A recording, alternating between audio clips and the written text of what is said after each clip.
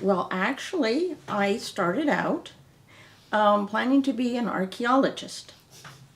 So I was writing a master's paper on that, and things weren't going right.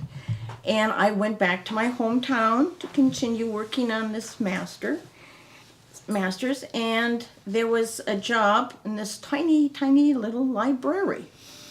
And so I thought, well, that's 20 hours a week. I can write my master's while I work in the library. And as time went on, I liked it. And I liked it much better. And it was very, almost primitive at that time.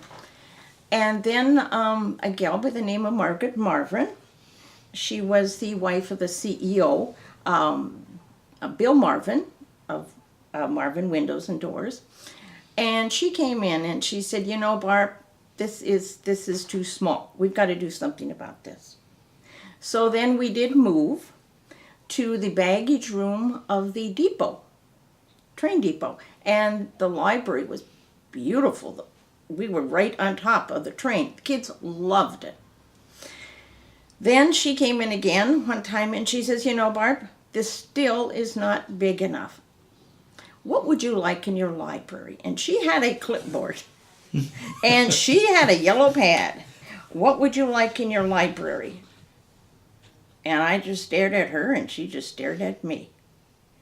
And I said, I'd like a room with a computer. And that's how it started. We formed a small committee, and we decided that we wanted to go with a Frank Lloyd Wright inspired building, which the architect Sarah Sasanka thought that we should go with. She was very much inspired by his work.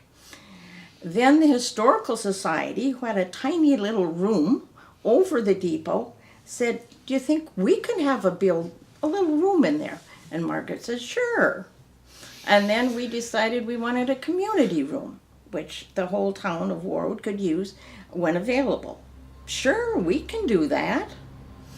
So then we made all these plans, and Sarah Sasank had never done a library before. So the problem with that is, as a librarian, I have to have things in a certain place.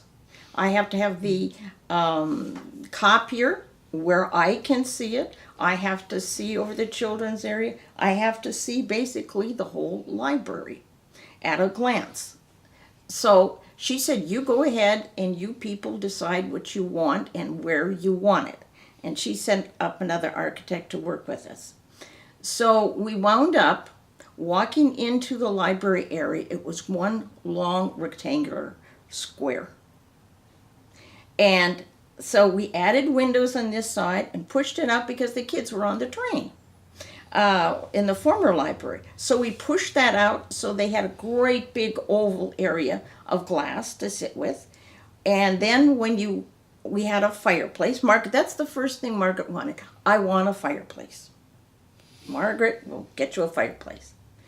So then there, off the children's area, was a small little room that was opened, but yet it was closed off a little bit, so you could enter it at ease, but yet at the same time you could be alone. And then following that was a room for computers and a room, you won't believe this at the time, room for typewriters. That's how long ago this was. Then we had a big periodical room with magazines and a huge, huge back room, and a junior section and an adult section. So it was quite long. We decided to put the fireplace right in the middle. You walk in the door. In Warwick, Minnesota, in winter, it can get down to 30, 20 below. Terrible.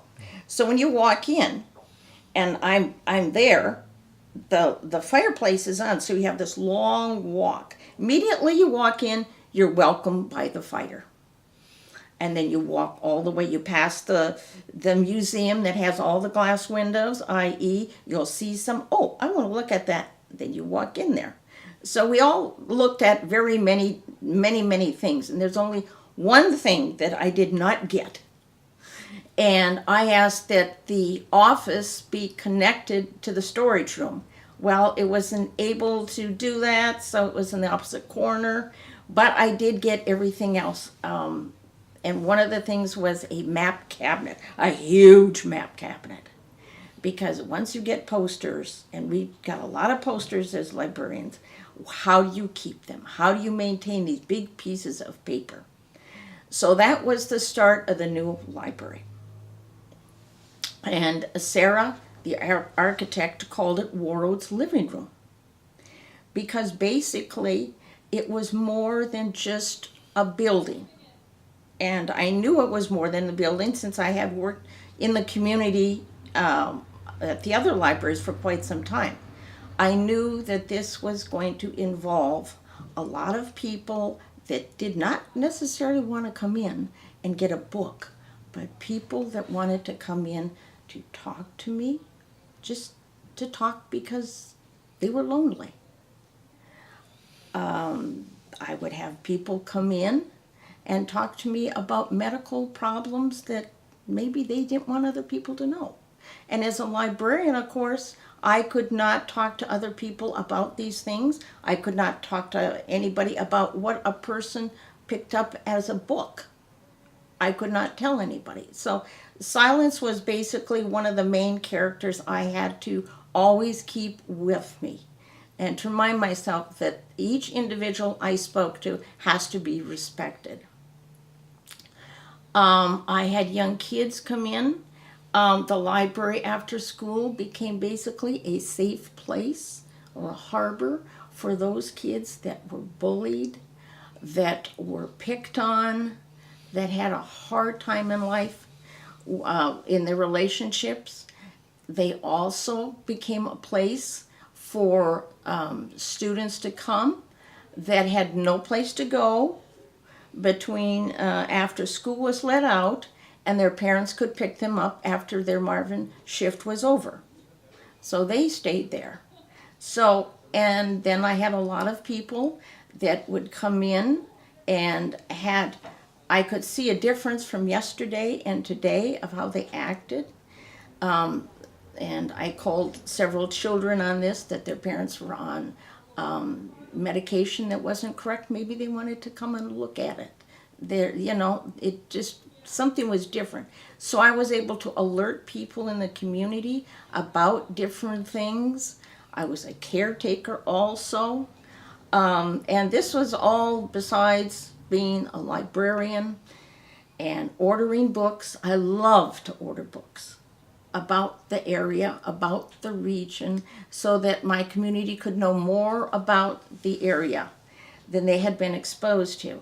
And another addition that I added to, and this was really another very important part, is to bring the library alive by having speakers in there, by having parties in there, events in there, speakers, lectors, and a lot of people that I would talk to across the desk. They were talking about, their son brought in for Potato Day in Williams, a Scottish drum and bugle corps. Wonderful. I had to have them. Bagpipers. So I had bagpipers for about 5 or 6 years in a row. They would come in dress, and they came in with dancers, and they would perform. And I had little people that were just customers that wrote books. They would always be brought into the library, and events would be revolved around them. There'd be book signings. So people, the library became not my library or not World's library, but basically their library. They could talk to me about things they'd like to see, about books they'd want to see in the library, about events they would like to have. And so in that matter, I tried to do what they wanted to do. After a certain amount of time, the library director asked if I wanted to get a library degree. And I thought about it for a while, and I said no. If I get a librarian's degree, then I will lose my capacity and power as a librarian, as I saw it, as a representative of the person that came to me and over the desk and talked to me every day. Those were my people. Those are people I had to represent.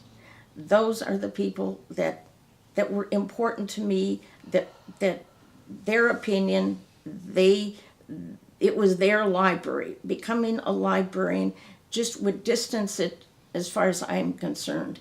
And I did not want to be separate from them. I wanted to be one of them. So therefore I could hear them better, listen to them better, and fill whatever demands that they had wanted. We were also about 120, 130 miles from Grand Forks, which had a wonderful bookstore. But there was a small bookstore in Warroad, but Warroad was a small town, about 1,500. And so people did not have very much choice in buying books for Christmas gifts. So I started with a friend, I started the annual book festival. And I went down to Walden Books and I said, excuse me, but I would like to have this, books in my library. And they said, I said for about 2 weeks, we'd have an opening, then I'd have 2-3 weeks for the people to buy the books, and then we would have a close. And they said, yeah, we can do that. And so I went down the first time with my friend and I said, how are we going to manage this? And she said, you go along the shelves and you pick out whatever you want. I couldn't believe it. I just picked and picked and picked and picked and picked. The first time it started with about 500 books. It ended with over 1,000 books that I would bring back from Walden Books, assemble and set up, and people could buy gifts. They could, there was no tax. For the men, patrons, I'd even wrap their presents, gifts. Then, and a book, I would always advertise that a book is something that's giving, it will constantly be with you, especially for the little ones. Now, the store of Walden Books was long and very narrow, which meant they had to move their stuff very, very fast in order to keep up with new editions of books and etc. Therefore, they had these fabulous sales. And I brought back a lot of kids' books, and I got a lot of compliments on that because of the fact that I made their children's Christmas. People were not able to afford books otherwise.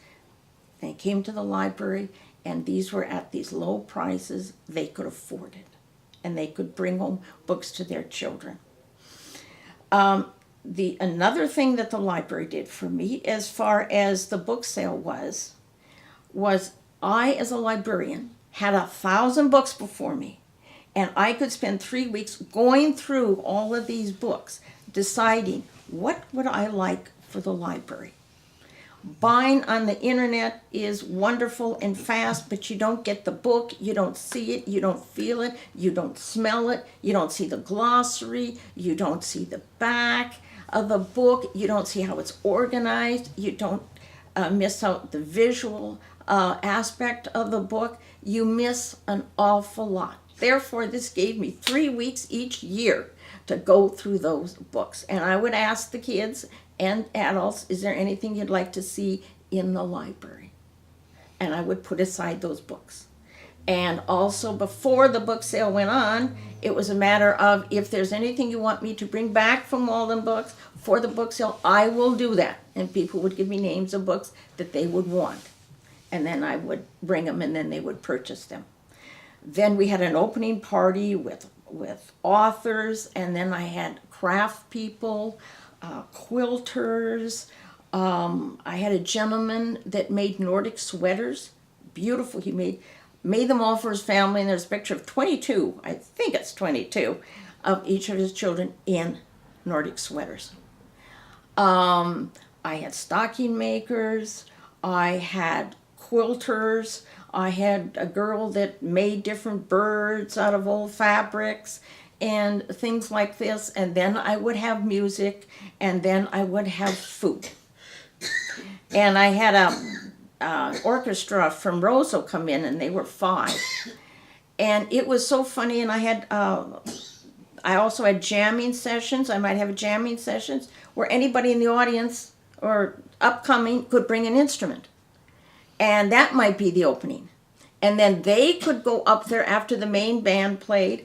They could go up there and they brought their guitars, or I had an 85-year-old gentleman sing and play the guitar, and I had a 6-year-old boy play his first concert. It was a very simple song, but he was up there with his violin teacher, and they were part of it. Then I had a party from Roseau that was had accordions, and that was fun because I would dance. I didn't know how to polka, but that doesn't make any difference. I can still dance. And so it was quite an event. And then after that, then I had the Christmas party. When the books were shipped back then, there was the Christmas party. Everything was decorated for Christmas. One Christmas, I brought in a reindeer. I was talking to somebody at a pharmacy, and they said, "Are we going to be decorating with the reindeer again?" And the fellow said, "I don't think so." And I said, "What reindeer?" "Well, the one we have in the basement." "Oh, really? Can I go and see it?" "Well, yeah, sure." So I went down the basement. "Can I have it for a display at the library?" "Sure. We'll get it there for you." So I have a picture there, and with Santa and the big reindeer, and he was a huge, huge reindeer, and myself. Another time I asked the class at school, the carpentry class or whatever the boys' class was that made things, I don't know, and I said, "Can I have a log cabin?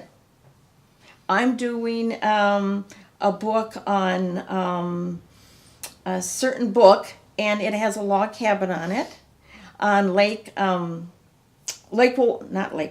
I keep thinking, no, it wasn't that. But anyway, they would come several hours a week, and before you know it, I had a log cabin. You could walk inside the log cabin. Somebody made me a little fireplace. It had windows in it. It was fabulous. It was really a wonderful little display. And I really liked going into that type of stuff. So I really went all out, and people love seeing that type of thing, and I love people to enjoy that type of thing. Well, then I started with theater. When I first started as a librarian, I started with theater. Well, the first year in '82, I decided, no, I can't, and I mulled it around for a long time. I can't be in theater. I am an epileptic. I would be more of a nuisance and a harm to theater if I was in theater. And my mother said, "You can always be a box office." And I thought to myself, no, if I can't be on stage, I'm not being in theater, period. Because I knew there was something there. I knew it. I just didn't know what it was. And I thought that's what it was. Well, I got my guts up the next year, and I auditioned.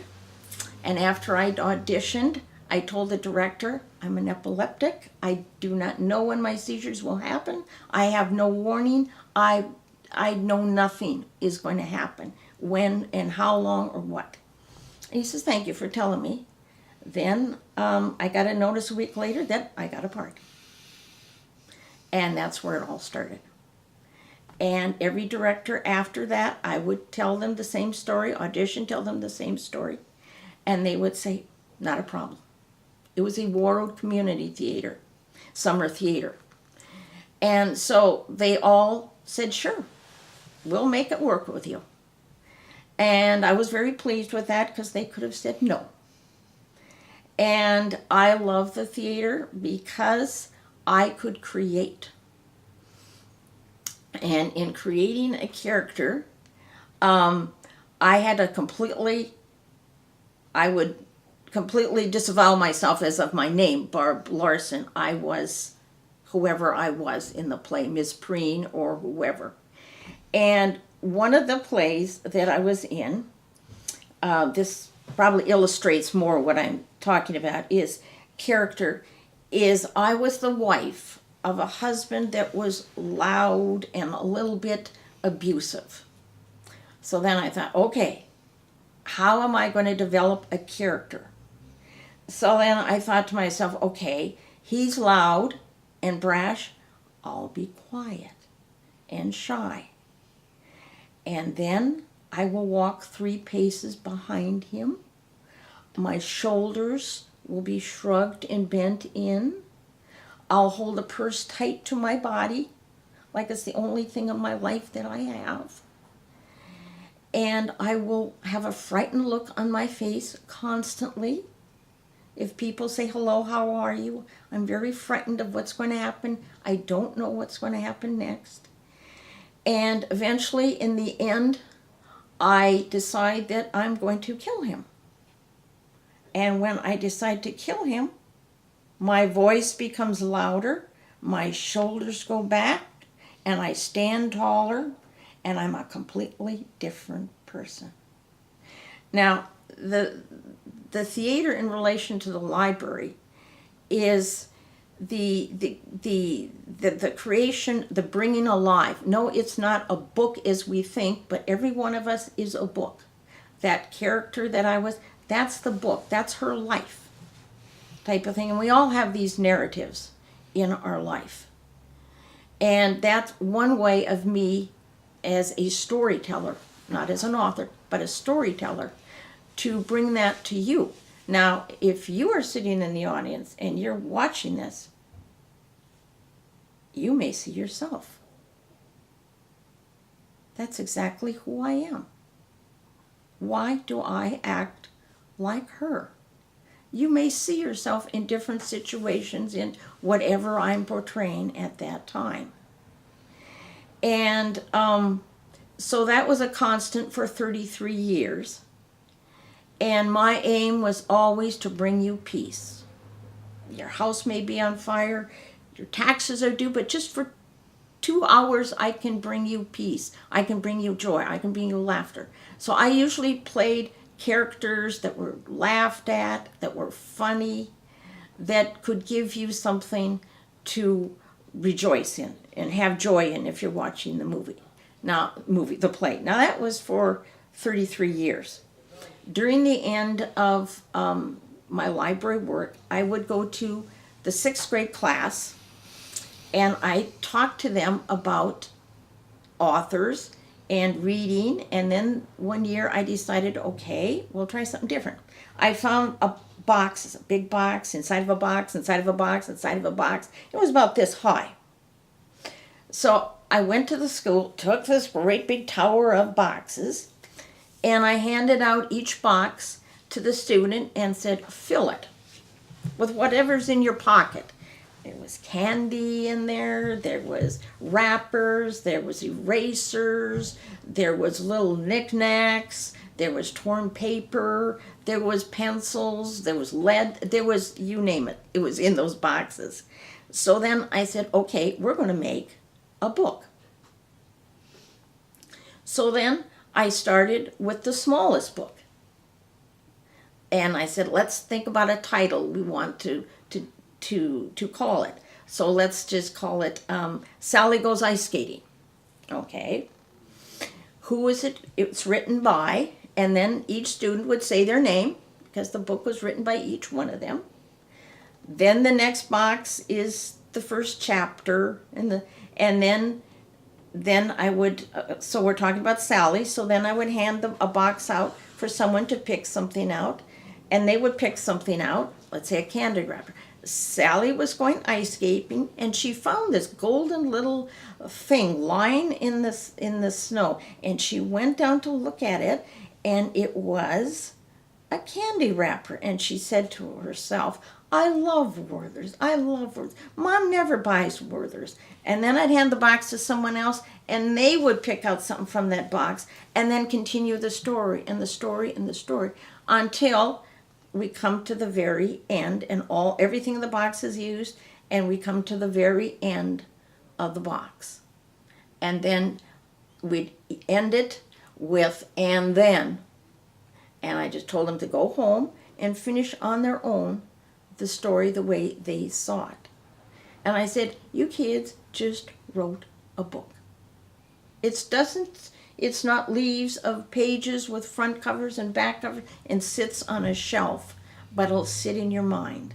And you wrote that book, and you can do that. And so that was one of the most favorite things I did with them, is get them to start writing and showing me different things. And they'd come in and they'd bring pictures, dinosaurs that they would draw, and etc., like this type of thing. And it rekindles something in them. And I just love that part of my library work. We had rainforests in the library. We had dinosaur days in which we brought in a swimming pool filled with sand in the library, and then we threw in these plastic dinosaurs, and you went on a dinosaur date. So I enjoyed it, and I think the library has a responsibility for everyone to enlighten, not just look at people as a group, but look at each one as an individual and try and to bring out their story, their song, their narrative, whatever their life is, and for me to listen to them. Not correct them, just listen to what they have to say. And I guess then I decided it's time to retire. Then I decided, and a friend of mine and I made clipboards. I used them every day, a clipboard. So then we made some, and we came down here, and I didn't sell any. And then when I moved to Minneapolis, I had to leave my best friend. And I happened to go to the California building, and I talked to Candy Kuhn, and she said, well, what do you do? And I happened to have my old one in there, and she said, how would you like to be a guest artist for California Living? And I said, okay. And I wrote out a little artist statement, said that I want to be an artist. And she said, rip it up. You are an artist. Take it home. And it's all in our perception of how we see things. So I did, and I wrote this artist statement, and which was the beginning of making these on my own, and I found out I can do it without my friend, which was an epiphany to me. But so I started making clipboards, and the artist statement is, small meaningful mementos collected throughout my life were stuffed in boxes, stuffed in drawers, stuffed out of sight, and stuffed out of mind. To keep these memories fresh and alive, I just decided to decorate clipboards with the stuff of my past. As a former librarian, this clipboard was an everyday tool of practical usage, which now holds the value of the past in my hand. This is the stuff of my life. And I would write poems. This is on this clipboard is on the Northeast, and I would write a poem about it. And I would always end it with a sentence that if you bought it, you had to finish the story. Or if you just looked at it and it's like, okay, you finished the story. That's your narrative, that's your perspective, that's how you see it. Each one of these items is something that was important to me. There's painters there are artists there, there's bikers there's music, all of Northeast, but everybody sees them in a different perspective. And I'm allowing them, by not finishing the story, for you to finish the story from your perspective. Just giving you another idea of of a storyteller, of you being able, instead of just listening to the story, become part of the story. And that's about it. The book of my life. War Road is a very lucky community. I never thought so. When I was little, I never thought so. Dad, why in all the world did you pick? It was 6 miles from the Canadian border. But when I came back, I lived in the cities for when I came back, Yeah, I loved it. I found so much opportunity. So many people were there. I met so many artists there that were more than willing. Sure, I'll come, free of charge. Robert Kakagiesic, a famous Native American artist, lived up there. Sure, I'll come. Not a problem. You know, and so many people were willing to do things, and there were so many opportunities to do things there. And being a branch librarian was wonderful. I mean, it was a dream of my life because I could do a lot of things on my own. Like have affairs and do parties and do stuff like this and etc. Whereas I was not a librarian where I was branch librarian is different than the city librarians. I was on the top, so I was able to negotiate times and do things like that. So the rural town of Warroad was very, very good to me. And Margaret had that library built. She said, I want to enjoy it before I die. And by all means. And it was the most beautiful library. It was mentioned as one of the best libraries in Minnesota. It's in a book called Libraries of Minnesota. It was basically cherry wood with brass fixings. And it was, like I said, a very, very beautiful open library that was to me the treasure, the heart of Warroad community. And it has given, over the years since I've been there, it has given back to the community so much. I can't even put into, there's no way in the statistics that I can tell you how much that library, that gift meant to that town. Gee, well, I've talked for years, talking about, humanities programming and such, about Black Duck, which is my example for a community very far from the center, where it's Yes. particularly hard to get programs out, to get things organized. Yes. But Warroad will be the example from here on. I mean, it's so there must be a lot of communities that don't have a library like this. A lot of communities that are really, in some ways, culturally deprived, or at least lack a center. You've got some pretty relevant experience there. What do you think is needed to make those things blossom, those communities blossom, the ones that are, a big long drive from the museums and a big long drive from the bookstores. You have to, as I had to. We were many miles away from a shopping center. The closest place for me to go to a decent shopping center or something was 122 miles away. Grand Forks was about the same distance, but when you went to Grand Forks, you went to shop for the clothes for kids. You went to shop for groceries. You went to shop for things. Books was on the bottom list. You didn't have time to go through a bookstore and browse, because you had to get there and get home. And during the winter, you didn't know snow, weather, or what. You had to do the necessities. So a lot was ignored because of distance. So because of distance, you have to make the nucleus of where you live, you have to turn that into something that will call everybody, that will have a place for everybody to meet. And I was lucky enough, I had that huge library that would gather people. And it became a center. But you have to provide entertainment.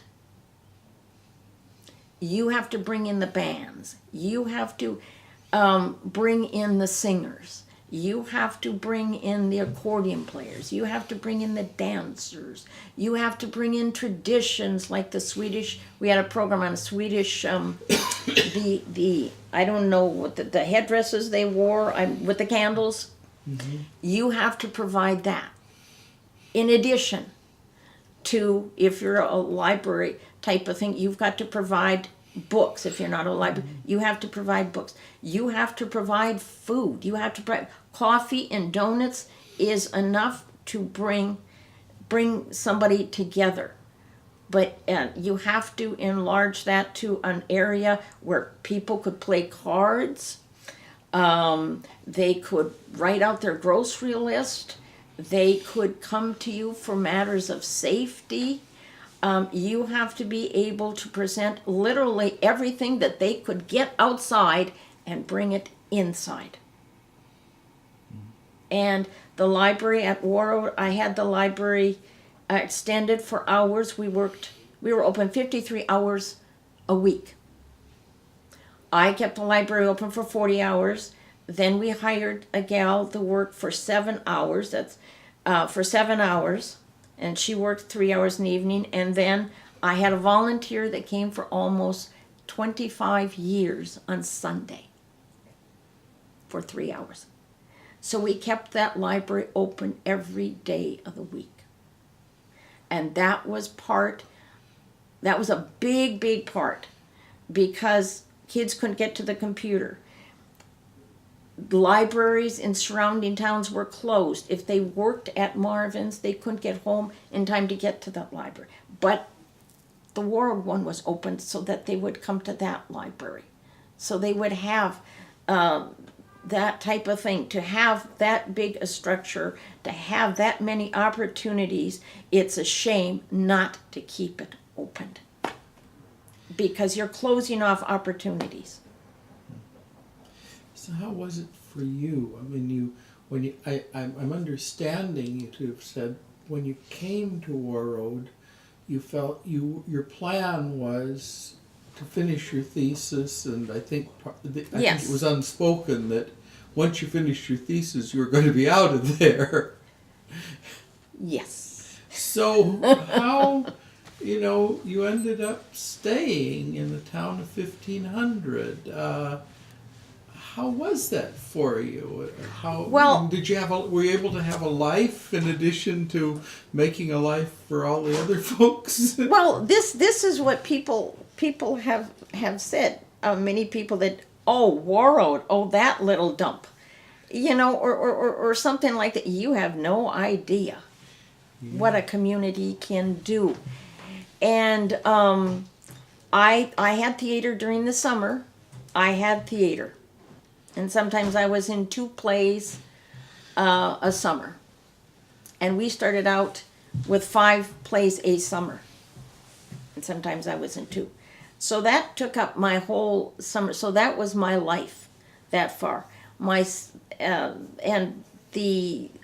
was my other life. But my main life was as a librarian. And I hate to say just the word librarian, because librarian restricts everything I do to just this. I was basically everything you need or want, I've got to provide for you. So that was my life. That was my passion. It would have been a completely different story if it was not my passion. When I first started, you could only do a few things, and it was so small that it was like I was at the beginning of something that I could make grow. And so as time went on, I made it grow, and I got it bigger and bigger and bigger and bigger and bigger, because I knew this could, and with Margaret behind me, I knew it was going to come. It was just a matter of time. And I knew once Margaret was involved that it would end up into something. And like I said, it's a gift that is just the most fabulous gift. It's just what she has done for kids that come in there and read, and would come in and listen to concerts and different things like this. Their concept of an idea of those kids growing up in Warroad is completely different than any other library. Yeah, I've seen wonderful things with libraries like that, even with much more limited ones like the ones I grew up in. Right. You And still- it's you don't always have to have big and beautiful libraries. You don't. You can have smaller librarians, but you just need somebody to say, this is my passion, this is, I want to create this, I want to do this. And then through all the hardships, you'll just say, okay, that's one more hurdle, we'll just go through it and make it meet. It doesn't have to all start with a great big cherrywood, library, which mine didn't start with. But when you pronounce yourself or put yourself in the center as, I can do a lot for you, even a small library, you can make it work.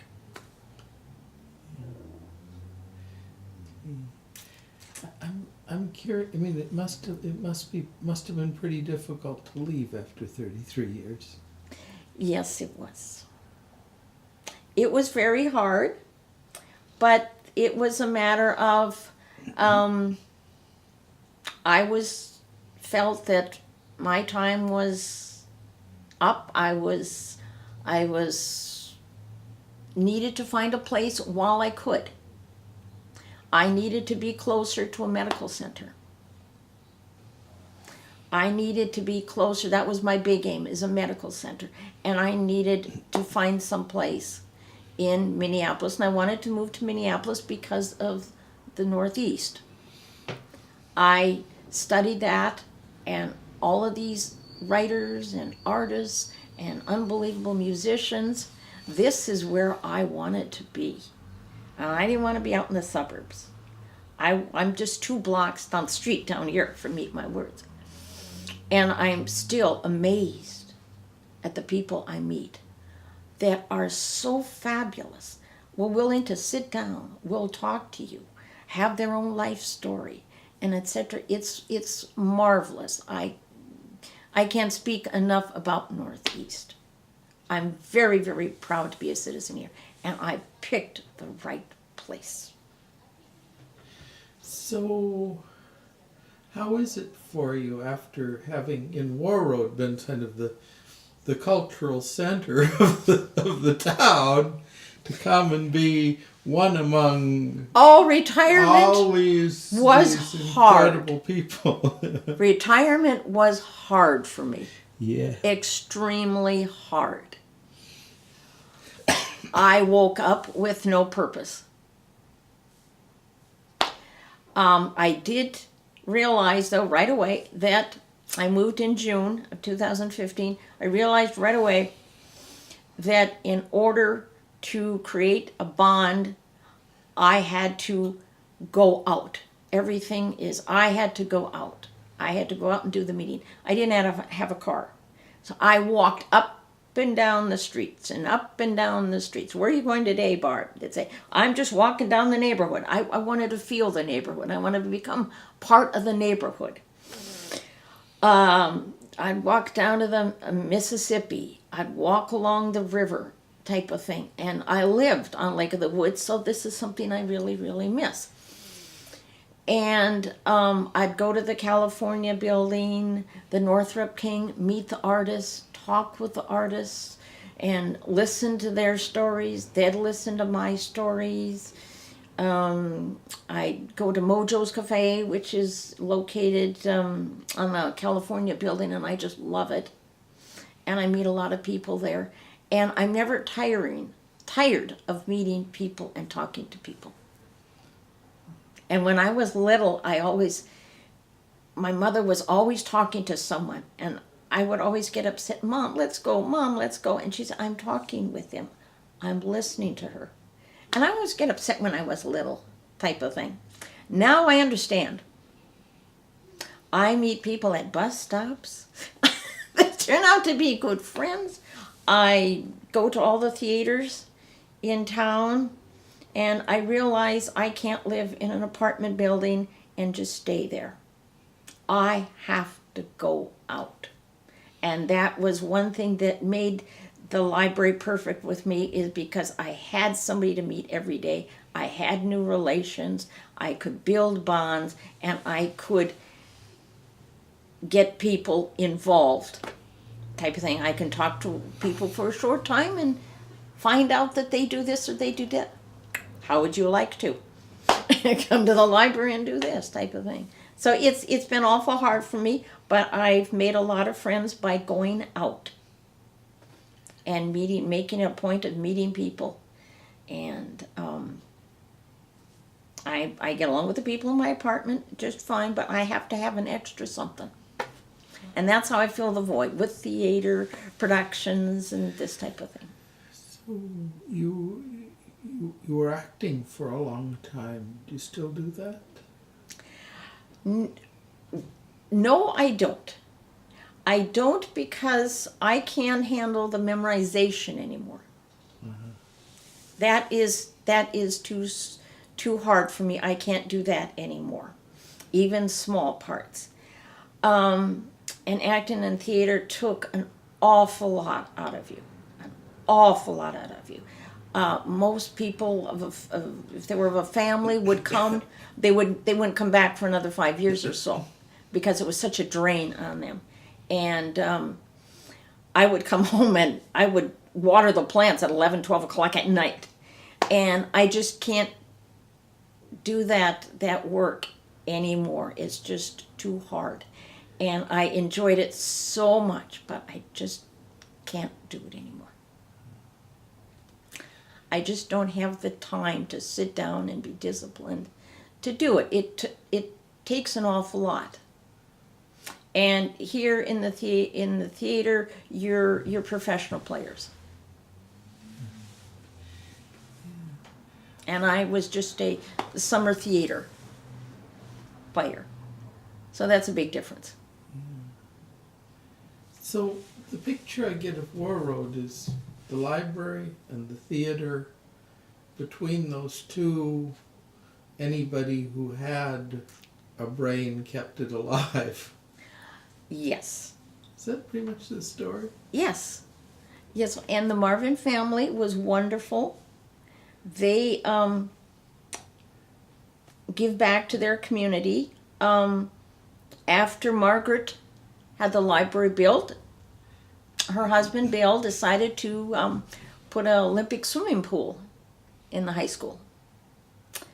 Then they decided to build a senior citizen home. It could rival anything here in the cities. It was unbelievable, fabulous, gorgeous type of thing. Nothing was spared. And so a lot of people did get a lot out of the community, because the Marvin Doors and Windows, who employed a lot of people, hired a lot of people, and that money that was gained through some of the money that they made was put back into the community, which is rare. So it sounds like this is a community that worked, that's sort of a model for how it should be. There you go, how it should be. And they also set up a scholarship, a Marvin scholarship, for those that wanted to go to college. And it was a matter of, it wasn't only the highest or the top students that got money through scholarship programs. It was people that, as well as high grades, volunteered for their community.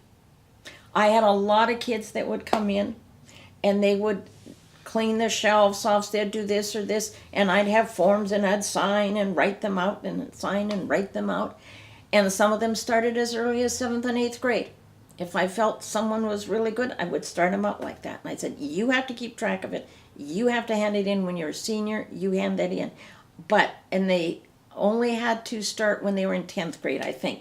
But I said, if earlier, you start earlier so you can amass that. And don't just work here at the library. Volunteer at other places. That will help you. And if they did that and they followed through, they would get it. And it was an unbelievable amount of scholarships they were able to give out a year. An unbelievable amount. And this would continue each year if they continued through college. So you could sort of coach them through getting gradually more responsible, getting a range of experience. Mm-hmm. And there was a clear kind of reward at the end. Right. And it, like they gave back to the community, they wanted you to give back to the community. And so their grades and their volunteerism would be put together, and then it was decided who got the scholarships. Wow. It's an incredible story. It is. It's a kind of well-kept secret. It is a fabulous story, and I think this is their fourth generation are now coming up and getting into positions. And it's family owned. And the third generation is kind of letting go type of thing and letting younger people come in, of the family even, that are coming in. And of course they have grown up with this volunteerism. And there's bonuses at the end of the year for how well the company does. There's bonuses. They have several jets that they will take people to the cities. They don't charge, but they do have several organizations you can give the money to. The World Library, the World Friends, the Skating Arena, and the Ambulance Fund. And a lot of people medically take it. And so that's how the library did get some of their money, was through the flight. And they had taken several, I think it was an Eagle, I'm not too sure, down to the Raptor Center, the university. So they do very different things with the jet type of thing. Oh. So it's another fabulous thing because it allows you, and then of course it would be half price if you're an employer. It's half price to fly down, but to go down to the cities for a couple of days and whatever, and come back and. Yeah, that's a great story. I got to know more about this place. Well, I don't tell the story very well, but you should look it up. You would be amazed. It was started, George started it, and then Bill started it, and Bill said he worked on the railroad and lifting barges and bales and etc., and he did that. I know they made ammo cases for World War II. Then they also, the Marvin family, created a museum, big, huge museum. And you can walk through that and listen to the history of it. And I went with my friend, Margaret, and we were going through, and Margaret Marvin, her mother-in-law, who built the library, also was on the radio and wrote. She was also on the State Board of Education and was a friend of Mary's. And when we first started, you listened to this radio rendition, and she put a note, and you could hear this voice. It was Margaret's. Hello, listeners. Doc Larson will be moving, but don't worry, he will not be moving far, just a couple of blocks down the road. And and I'm sitting there, my father, of course, is Dr. Larson. And it was just the most awesome thing to hear this.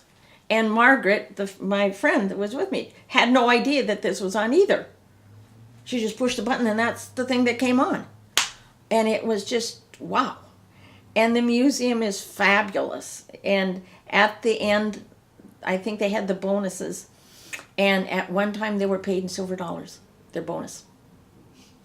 In silver dollars. And a girlfriend of mine remembers when Dad would bring home silver bags full of silver dollars. I think so. So, I mean, I'm curious. You have a lot, you have a lot of energy yet, and you're settling into a new community. You showed us one project, the clipboard stuff. Do you have things in mind that you want to check out next thing? No, I really don't. It's really still been kind of a busy time for me, even though I just moved in 15. It's still, I've met a lot of artists and etc. Maybe I might want to try something in, when I was growing up. You were an artist, or you were talented. If you played the piano or you sang. Other than that, you weren't talented. So I grew up with no talent. Yeah. And my father had all the talent in the world. And I didn't. And it was a matter of,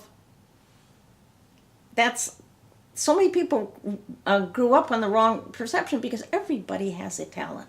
Everybody has a talent. If it's quilt making, that's a talent.